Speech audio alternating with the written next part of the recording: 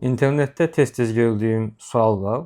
O cümlədən də şəxsi qəbul zamanı niyə autizmli uşaqlara ağır dərmanlar təyin olunur?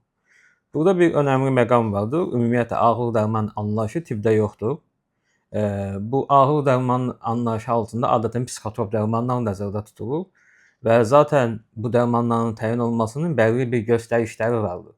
Yəni ağırlıq yoxdur, uyğunluq vardır və eyni zamanda dərmanların uyğun göstərişi və əks göstərişi vardır. Yəni bu pasiyentə dərman lazımdır, lazım deyil.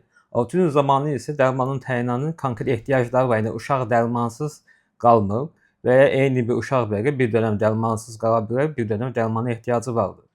Və dərman təyinatı zamanı uşağın ümumi sağlamlıq vəziyyəti nəzərə alınır.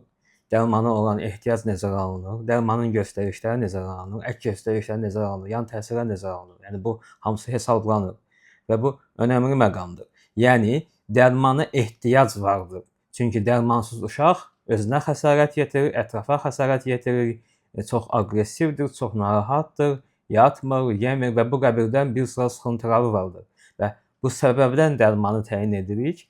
Və o cümlədən də şəxsi praktikamda çoxsaylı uşaqlar var ki, dərman ümumiyyətlə təyin etmirik. Və eyni pasiyentə belə, eyni autistik uşağa bir dönəm dərmana ehtiyacı ola bilər və digər dönəm dərmana ehtiyacı olmaya da bilər. Bu səbəbdən də dəyərli valideynlər dərmanın ağırlığı anlayışı üzərinə yox, məhz dərmanın uyğunluğu, faydalılığı üzərində düşünəcəksiniz.